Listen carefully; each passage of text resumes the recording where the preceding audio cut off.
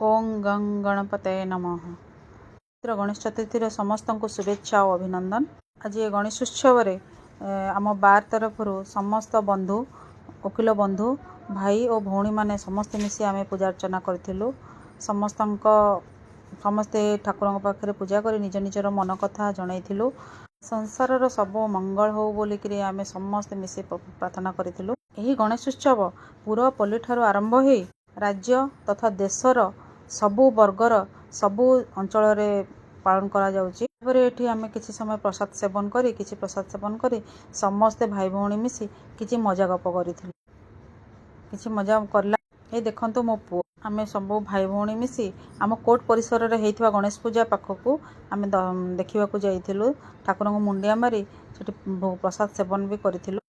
तापरे सेठी किछि समय रही किछि फोटो उठेई आमे निज निज घर को चली जाइथिलु।